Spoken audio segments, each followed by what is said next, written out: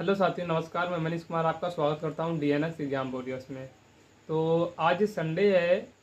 आज आपको क्या करना है, तो आज के लिए आज तो संडे है, तो आज आरडब्ल्यूए पर मॉक टेस्ट होता है। आप सभी लोगों को पता ही होगा।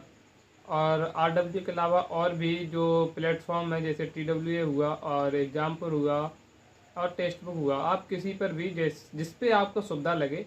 आज संडे है, आपने खूब 6 दिन पढ़ा है, खूब मेहनत की है 6 दिन लगातार, लेकिन आज आपको क्या करना है, आज आपको मॉक देना है। मॉक क्यों देना है? आप ये कर मेरा सिलेबस नहीं अभी कंप्लीट, मैंने अभी रिवीजन पूरा नहीं किया है, नहीं। अब आपको मॉक देना ही देना होगा। कुछ भी करो, मॉक दो। मॉक देने के बाद आपको क्या करना है, मॉक को एक अच्छी तरह से एनालिसिस करना होगा कि मॉक देने से पहले सबसे पहले मॉक को दें। तो मॉक को देने से पहले हमारी मॉक देने की टाइमिंग क्या होनी चाहिए, तो आपकी टाइमिंग मतलब इतनी फास्ट होनी चाहिए, आपका मतलब सवाल करने का तरीका इतना फास्ट होना चाहिए कि जो आपके पास बगल में बैठा हो वो पहले ही से हौच पा जाए कि यार इसके आगे मेरा सिलेक्शन नहीं होगा। तो सवाल की करने की तारीख मतलब इतनी रफ्तार होनी चाहिए आपके अंदर। तो सबसे पहले आप जो सुविधा दिखाए आपको, रीजनिंग, जीएस या हिंदी। मैथ को आप पहले शुरुआत में मत उठाना, सबसे पहले जीएस, रीजनिंग, हिंदी, इन तीन में से आपको जो सुविधा दिखे उसको उठाना। अगर सबसे पहले आप हिंदी को उठा रहे हो तो हिंदी आप ऐसा कोशिश करना कि अब 10 मिनट यानी कि 10 मिनट के नीचे, यानी कि 1 घंटा 50 मिनट से पहले आपको जो 10 मिनट होते हैं, 10 मिनट में आपको हिंदी के लगभग मतलब सभी क्वेश्चन अटेम्प्ट करने हैं। आपको ये देख आपको जितने क्वेश्चंस आ रहे हों उस समय, तो उन क्वेश्चनों को अटेम्प्ट करो। जिन क्वेश्चनों पे आपको डाउट हो वो आप छोड़ सकते हो। आप छोड़ दिया, लगभग आपने 30 क्वेश्चंस कर दिए, 7 क्वेश्चंस अभी छोड़ दिए। फिर उसके बाद आप जीएस उठाइए। और जीएस में आप खुद आप 9 मिनट, यानी कि उसके लिए हमने 10 मिनट दिए, उसके लिए 9 मिनट। तो 9 मिनट के अंदर हमको क्या करना है कि जीएस के सभी प्रश्नों को देखना है कि कौन सा प्रश्न कैसा है। और लगभग हमें कितने, तो लगभग हमें जीएस में जितने आपको आ रहे हों, 15, 20, 18, 19, 21, 22, 25, 26, जितने भी आ रहे हों उतने अटेम्प्ट करिए। तो उतने अटेम्प्ट करके हमने माना कि आपने लगभग 20 क्वेश्चन अटेम्प्ट किए, 18 क्वेश्चन अभी आपके अनअटेम्प्ट हैं, वो आपने नहीं किए हैं। फिर उसके बाद आपको क्या करना है, अब आप क्या कर सकते हो, तो अब आपको रीजनिंग उठानी है। आपके 19 मिनट खर्च हो चुके हैं, रीजनिंग उठानी है। अब आपको इतना फास्ट रीजनिंग को तैयार करना है, मतलब कि आपके पास जो 39 मिनट बचे हैं, 39 मिनट में आप रीजनिंग को पूरा कंप्लीट करो, पूरा। यानी कि 55 क्वेश्चन है, 55 के 55 ही क्वेश्चन आप पूरे अटेम्प्ट मतलब देख लो। और लगभग इसमें आप लगभग कितने भी कम करो तो जो अब हम बताएं आपको रीजनिंग को कैसे अटेम्प्ट करना है।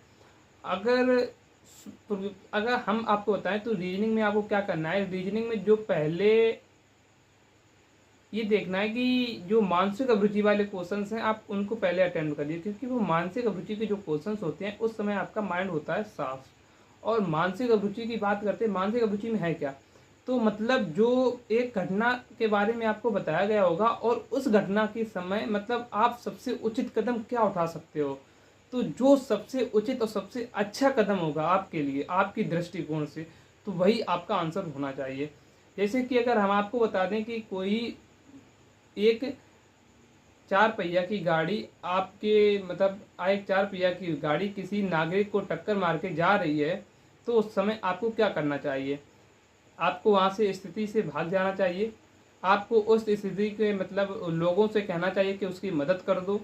तीसरा कहेंगे कि एम्बुलेंस को फ़ोन करेंगे, गाड़ी का नंबर जो जा रही है उसको नोट करेंगे और उसको अस्पताल तक पहुँचा कर आएंगे। चौथा है पुलिस को फ़ोन करेंगे, तो इसमें कौन सा सबसे उचित है, तो पुलिस को फ़ोन करोगे, मरीज की हालत जो है वो कुछ भी हो सकती है, नाजुक भी हो सकती है, तो वो उसके लिए गलत हो सकता है। तो सबसे अच्छा है आप एम्बुलेंस को फ़ोन करोगे, मरीज को उठाओगे, हॉस्पिटल में भर्ती करोगे, साथ ही साथ उसकी जो गाड़ी का नंबर नोट करोगे। ये आपका सबसे उचित कदम होगा, तो यही आपका आंसर होगा। तो आप देखना कि घटना जो घटी है उसमें आपका सबसे उचित कदम क्या होगा, सबसे अच्छा कदम जो जनहित के लिए सबसे अच्छा हो, तो वही आपका मानसिक अभिरुचि में होता है। और शुरुआत में आपका माइंड अच्छा होता है, तो आप मानसिक अभिरुचि के जो 13 क्वेश्चन, पिछली बार हर शिफ्ट में 13 क्वेश्चन आए थे, पता नहीं सर कितने क्वेश्चन, 4, 5, 6, 7, 8 क्वेश्चन रख रहे हैं मानसिक अभिरुचि के।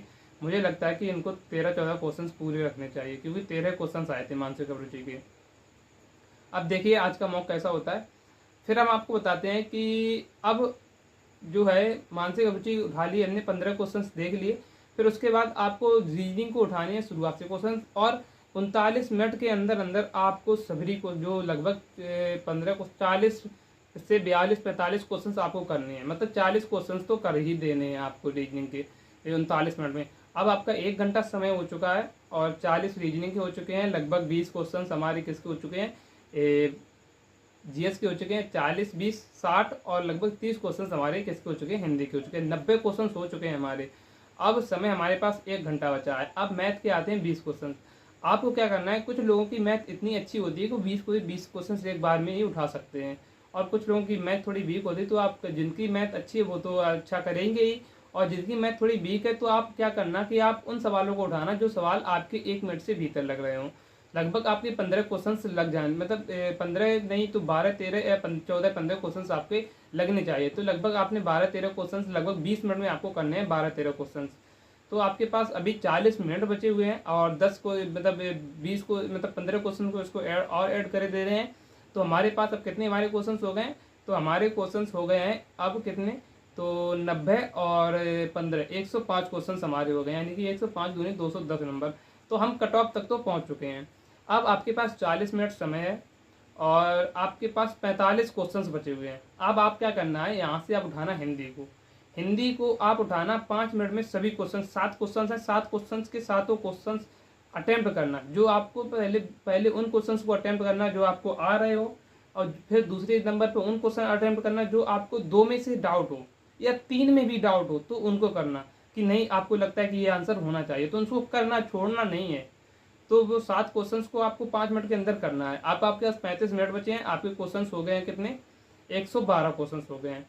अब जो आपने कितने 18 क्वेश्चन जीएस में छोड़े थे, उसमें लगभग आप इतने ऐसे मानो कि जो क्वेश्चंस आपको आ ही नहीं रहे कि आप कुछ भी नहीं कर सकते हो इन क्वेश्चंस में, उनको छोड़ सकते हो। लगभग 6 से 8 जो जितने भी आए, लगभग 10 क्वेश्चंस को आपको फिर 10 मिनट अटेम्प्ट करना है। अब आपके पास कितने क्वेश्चन हो गए हैं, अब आपके पास क्वेश्चन हो गए हैं 122 क्वेश्चन हो गए हैं, और आपके पास समय बचा है 25 मिनट।